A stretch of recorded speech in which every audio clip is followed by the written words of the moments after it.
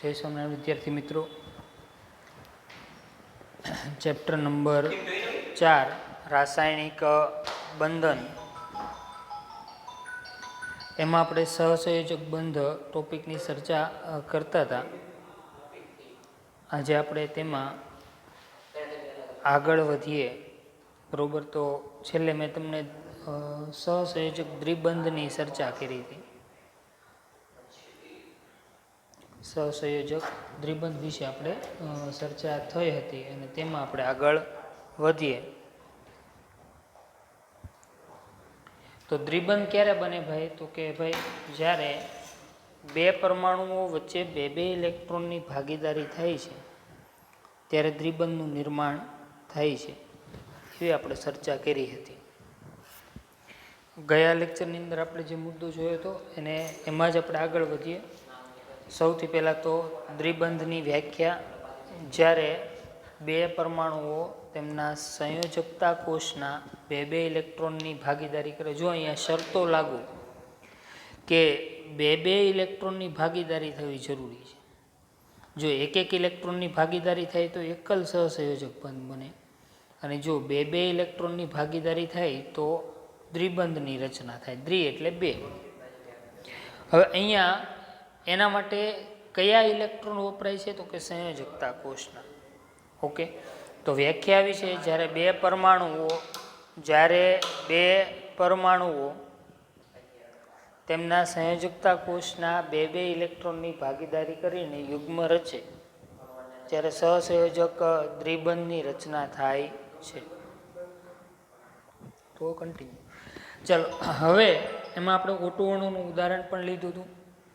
Auto અણુમાં બે પરમાણુઓ આવેલા છે. ઓક્સિજન પરમાણુની ઇલેક્ટ્રોનની રચના 1s2 2s2 2p2 છે. તેની બાહ્યતમ કક્ષામાં 6 ઇલેક્ટ્રોન આવેલા છે. તેની નજીકના નિષ્ક્રિય વાયુ જેવી ઇલેક્ટ્રોનની રચના પ્રાપ્ત કરવા માટે કેટલા ઇલેક્ટ્રોનની જરૂર છે ભાઈ? તો કે 2 ઇલેક્ટ્રોનની જરૂર છે. તો બે ઓક્સિજન પરમાણુ શું કરે છે? બે ઇલેક્ટ્રોનની ભાગીદારી કરે, એટલે ટોટલ ભાગીદારીમાં કેટલા ઇલેક્ટ્રોન ગયા? તો કે 4.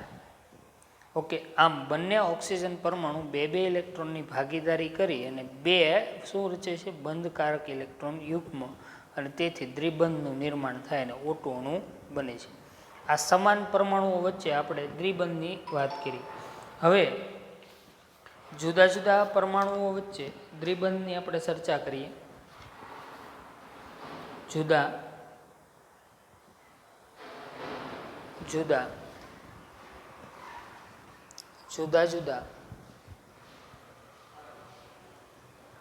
પરમાણુઓ વચ્ચે દ્વિબંધ ની રચના.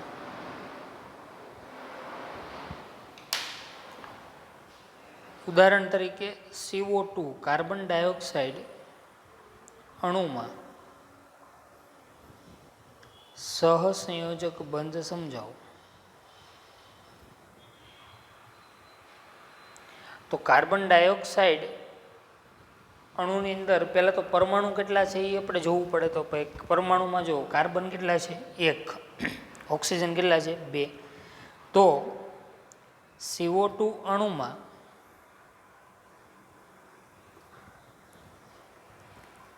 એક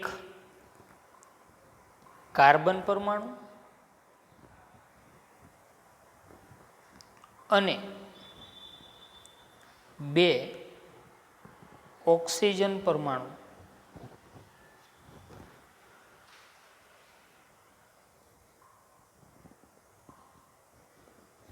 આવેલા છે. તો અહીં કાર્બન પરમાણુ છે તેની ઇલેક્ટ્રોનીય રચનાની આપણે વાત કરીએ તો કાર્બન પરમાણુની ઇલેક્ટ્રોનીય રચના શું છે ભાઈ? તો કે 1s2 2s2 2p2 છે. આમ કાર્બનની બાહ્યતમ કક્ષામાં કેટલા ઇલેક્ટ્રોન છે સંયોજકતા કોષમાં? 4. આમ કાર્બન પરમાણુની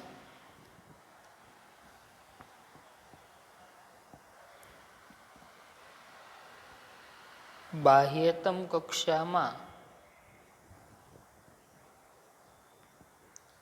4 ઇલેક્ટ્રોન આવેલા છે. હવે કાર્બન પરમાણુને નજીકના નિષ્ક્રિય વાયુ જેવું બનવું હોય તો કાં 4 ઇલેક્ટ્રોન મેળવવા પડે, કાં 4 ઇલેક્ટ્રોન ગુમાવવા પડે. પણ કાર્બન મોટા ભાગે શું કરશે? 4 ઇલેક્ટ્રોનની ભાગીદારી કરશે. બરોબર. તેથી કાર્બન પરમાણુને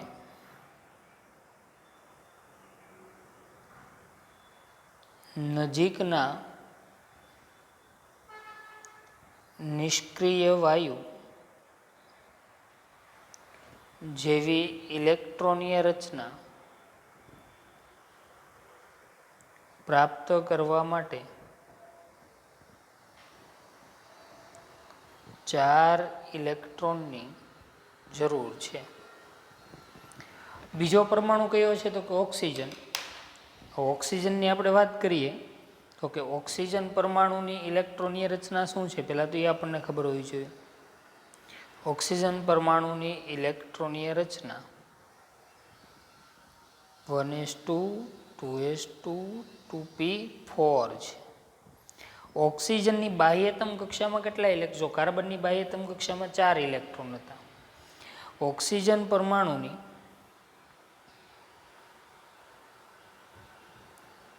બાહ્યતમ કક્ષામાં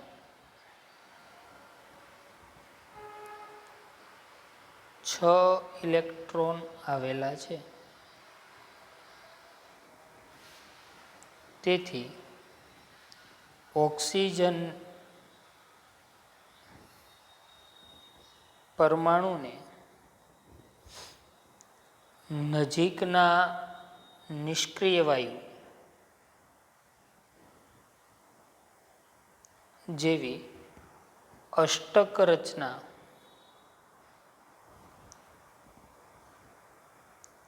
પ્રાપ્ત કરવા માટે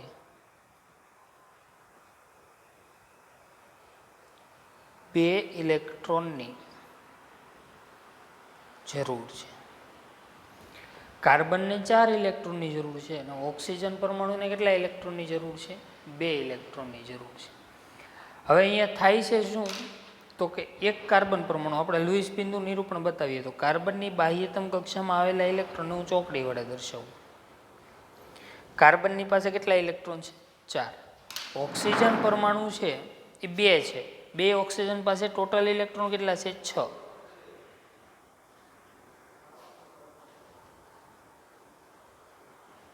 બીજા ઓક્સિજન પાસે 6.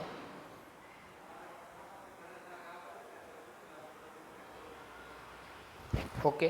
તો હવે અહીંયા એક વસ્તુ થાય, જો ઓક્સિજનને 2 ઇલેક્ટ્રોનની જરૂર, તો એ કાર્બનના 2 ઇલેક્ટ્રોન સાથે ભાગીદારી કરેલી. એવી રીતે આ ઓક્સિજનના 8 થઈ ગયા તો કે આ, એટલે અષ્ટક રચના પ્રાપ્ત થઈ ગઈ તો કે આ. બરોબર. પછી બીજો ઓક્સિજન પરમાણુ કાર્બનના બીજા 2 ઇલેક્ટ્રોન સાથે ભાગીદારી કરશે, એટલે એના પણ 8 થઈ ગયા. એટલે આપણે એને સારી રીતે સમજવું હોય તો આ રીતે સમજી શકીએ. અહીંયા જુઓ, આ કાર્બન, કાર્બનના 2 ઇલેક્ટ્રોન, ઓક્સિજન એના ઇલેક્ટ્રોન 6, બીજો ઓક્સિજન તેના 6 ઇલેક્ટ્રોન બાહ્યતમ કક્ષાના. ઓકે. તો અહીંયા દરેક ઓક્સિજન પરમાણુ કાર્બનના, એને કારણ કે 2 ઇલેક્ટ્રોનની જરૂર છે એટલે 2 ઇલેક્ટ્રોનની ભાગીદારી કરી. ચલો, આ ઓક્સિજનના કેટલા થયા? 8. અહીંયા કેટલા હતા? 6 ઇલેક્ટ્રોન હતા. કાર્બન પાસે કેટલા હતા? 4. અને ઓક્સિજન પાસે કેટલા હતા? 6. હવે ભાગીદારીના 2 ભળતા ઓક્સિજન પાસે કેટલા થઈ ગયા? 8. એવી રીતે આ ઓક્સિજન પરમાણુ સાથે પણ કેટલા થયા? તો કે ભાઈ 8. તો ભાગીદારીના ઇલેક્ટ્રોન 4 વપરાઈ ગયા કાર્બનના. હવે કાર્બન પાસે કેટલા ઇલેક્ટ્રોન થયા ટોટલ? ભાગીદારીના ગણો તો કાર્બન પાસે 2 ઓલરેડી 4 હતા. 2 પહેલા ઓક્સિજન પરમાણુના, 2 બીજા ઓક્સિજન પરમાણુના, ટોટલ ઇલેક્ટ્રોન કેટલા થઈ ગયા? 8. તો આમ ત્રણેય પરમાણુ એ અષ્ટક રચના પ્રાપ્ત કરી નજીકના નિષ્ક્રિય વાયુ જેવી. તો અહીંયા કાર્બન અને ઓક્સિજન વચ્ચે શું બને છે? તો કે કાર્બન અને ઓક્સિજન વચ્ચે દ્વિબંધ બન્યા. કેમ? કારણ કે 2 ઇલેક્ટ્રોનની ભાગીદારી થઈ.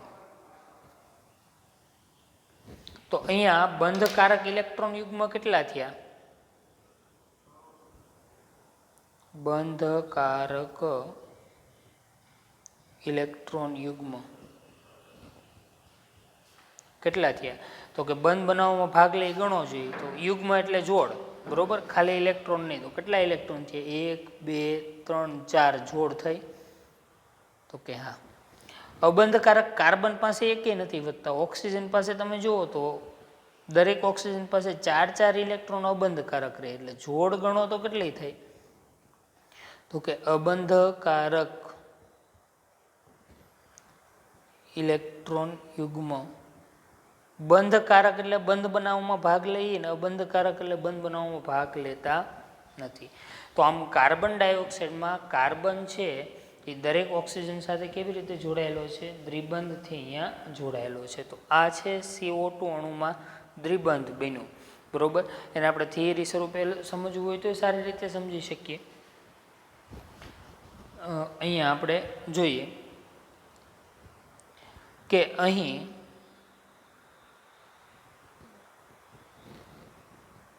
કાર્બન પરમાણુ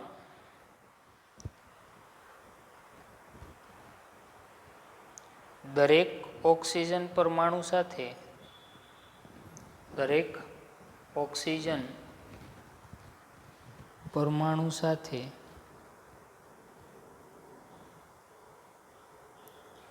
બે ઇલેક્ટ્રોનની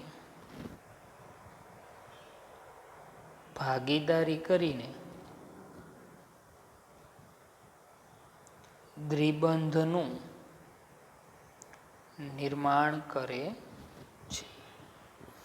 તો પહેલા આપણે દ્વિબંધ જોયો સમાન પરમાણુ વચ્ચે, એમાં કોની વાત હતી? ઓક્સિજન O2 ની વાત હતી. પછી અલગ પરમાણુ વચ્ચે આપણે વાત કરી તો એ કઈ વાત થઈ? તો કે ભાઈ કાર્બન ડાયોક્સાઇડની.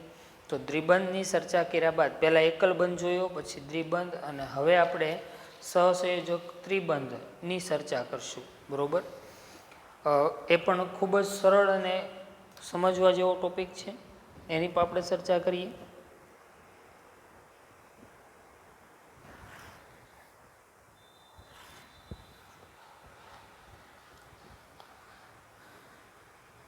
ત્રિબંધ, ત્રિ એટલે કેટલા?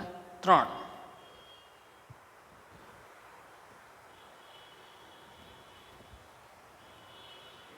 ત્રિબંધ સમજાવો, સહસંયોજક બંધ. ઓકે, તો એનું ઉદાહરણ દ્વારા સમજીએ એ પહેલાં આપણે તેની વ્યાખ્યા જોઈ લઈએ કે ભાઈ શું વ્યાખ્યા આવે છે, બરોબર. તો અત્યાર સુધી શું હતું? એક ઇલેક્ટ્રોનની ભાગીદારી થતી હતી, પછી બે ઇલેક્ટ્રોનની ભાગીદારી થતી હતી, અને હવે કેટલા ઇલેક્ટ્રોનની ભાગીદારી થતી છે આપણે અનુમાન લગાવી શકીએ કે જ્યારે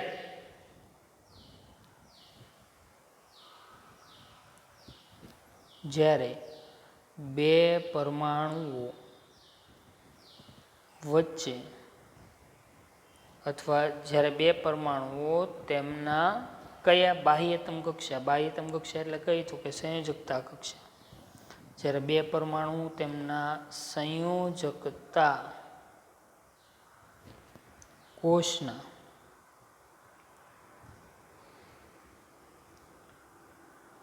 ત્રણ ઇલેક્ટ્રોનની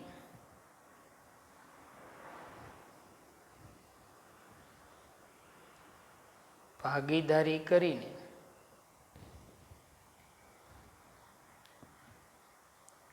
યુગ્મ રચે ત્યારે સહસંયોજક ત્રિબંધની રચના થાય છે. ત્રણ ઇલેક્ટ્રોનની ભાગીદારી થાય તો સહસંયોજક ત્રિબંધની રચના થાય. બે ઇલેક્ટ્રોનની ભાગીદારી થાય તો દ્વિબંધની રચના થાય. એક ઇલેક્ટ્રોનની ભાગીદારી થાય તો એકલ બંધની. એટલે ત્રણેય વ્યાખ્યામાં સેમ જ, બરોબર, ખાલી એટલું બદલશે અહીંયા.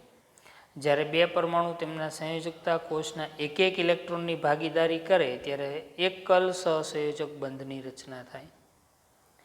જ્યારે બે પરમાણુ તેમના સંયોજકતા કોષના બે ઇલેક્ટ્રોનની ભાગીદારી કરીને યુગ્મ રચે તો સહસંયોજક દ્વિબંધની રચના થાય. અને જ્યારે બે પરમાણુઓ તેમના સંયોજકતા કોષના 3 ઇલેક્ટ્રોનની ભાગીદારી કરી અને યુગ્મ રચે ત્યારે સહસંયોજક ત્રિબંધની રચના થાય છે. હવે તેને સમજવા માટે આપણે એક ઉદાહરણ લઈએ. ચલો તમને એમ કે પહેલાં સમાન પરમાણુવાળું ઉદાહરણ લઈએ કે N2 અણુમાં સહસંયોજક બંધ સમજાવો. તો સહસંયોજક બંધ છે બરોબર, એની આખો રચનાનો આધાર અષ્ટકના નિયમ ઉપર છે બરોબર. લુઈસે આપેલો આપણને અષ્ટકનો નિયમ આપણને એવું કહેવા માગે છે કે ભાઈ પરમાણુઓ ઇલેક્ટ્રોનની ભાગીદારી કરશે અથવા ઇલેક્ટ્રોન મેળવશે અથવા ઇલેક્ટ્રોન ગુમાવશે અને શું પ્રાપ્ત કરે છે તો કે ભાઈ અષ્ટક રચના પ્રાપ્ત કરે છે. તો અહીંયા સહસંયોજક બંધનો મેઇન કયા નિયમનું પાલન કરે છે તો કે અષ્ટકના નિયમનું. ચલો અહીંયા N2 અણુમાં કેટલા આપેલા તો પરમાણુ છે તો કે N2 અણુમાં N2 છે એટલે 2 નાઇટ્રોજન પરમાણુ છે. N2 અણુમાં 2 નાઇટ્રોજન પરમાણુ આવેલા છે. નાઇટ્રોજન પરમાણુની ઇલેક્ટ્રોનીય રચના 1s2 2s2 2p3 છે. તો અહીંયા ઇલેક્ટ્રોનીય રચનાની શા માટે આપણે જરૂર પડે? કારણ કે ઇલેક્ટ્રોનીય રચના ઉપરથી જ આપણને ખબર પડે કે બાહ્યતમ કક્ષા અથવા સંયોજકતા કક્ષામાં કેટલા ઇલેક્ટ્રોન છે. તો અહીંયા દેખાય છે સ્પષ્ટ કે નાઇટ્રોજન પરમાણુની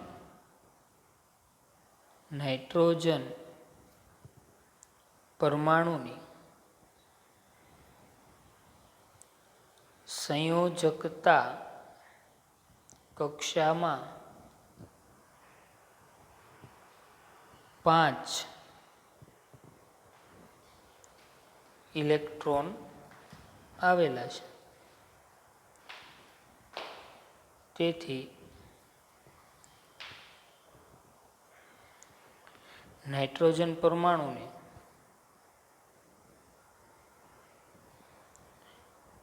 નજીકના નિષ્ક્રિય વાયુ જેવી ઇલેક્ટ્રોનીય રચના પ્રાપ્ત કરવી હોય તો કેટલા ઇલેક્ટ્રોનની જરૂર પડે? તો કે 5 છે, હોવા કેટલા જોવે? 8. તો કેટલા ઘટે છે? 3. તો નાઇટ્રોજન પરમાણુને નજીકના નિષ્ક્રિય વાયુ જેવી ઇલેક્ટ્રોનીય રચના પ્રાપ્ત કરવા માટે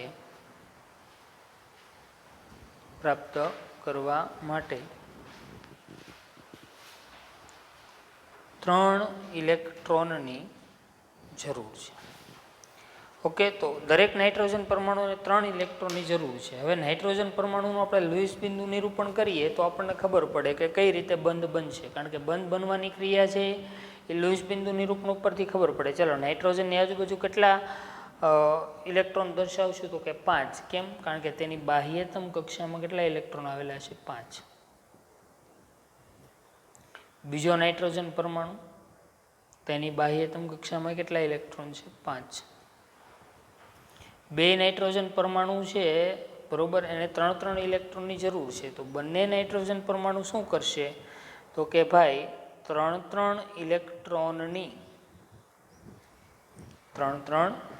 ઇલેક્ટ્રોનની અહીંયા ભાગીદારી કરશે બરોબર. તો 3 ઇલેક્ટ્રોનની ભાગીદારી, તો ટોટલ અહીંયા નાઇટ્રોજન પાસે પણ કેટલા થઈ ગયા? 8 ઇલેક્ટ્રોન થયા. બીજા નાઇટ્રોજન પરમાણુ પાસે પણ કેટલા ઇલેક્ટ્રોન થયા? 8. 5 ઇલેક્ટ્રોન અહીંયા છે, 5 અહીંયા છે. અહીંયા કેટલા થયા? 8 ઇલેક્ટ્રોન. અહીંયા પણ કેટલા થયા? 8 ઇલેક્ટ્રોન. આમ 2 નાઇટ્રોજન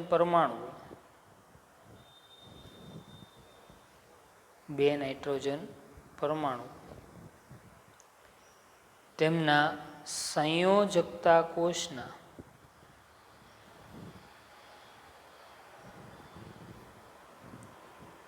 3 ઇલેક્ટ્રોનની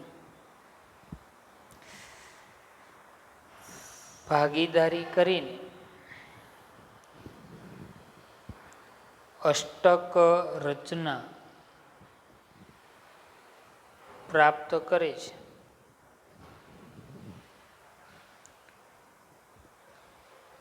અહીં કેટલા ઇલેક્ટ્રોનની ભાગીદારી થાય છે ભાઈ? તો કે 3 ઇલેક્ટ્રોનની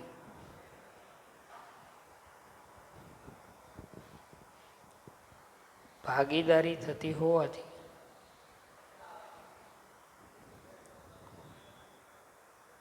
ત્રિબંધની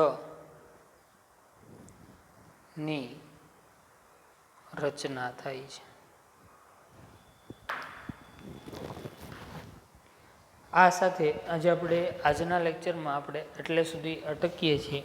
હવે ત્રિબંધનું એક ઉદાહરણ આપણે લેવાનું બાકી છે અને પછી આપણે અષ્ટકના નિયમની મર્યાદાઓની ચર્ચા કરશું.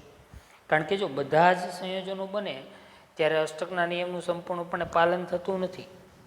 ઘણા બધા એવા ઉદાહરણો છે કે જેમાં આપણને અષ્ટકના નિયમથી ઓપોઝિટ બાબતો પણ જોવા મળે છે. તેની આપણે આવતા ક્લાસની અંદર આપણે ચર્ચા કરશું. આજે આપણે એટલે અટકીએ છીએ.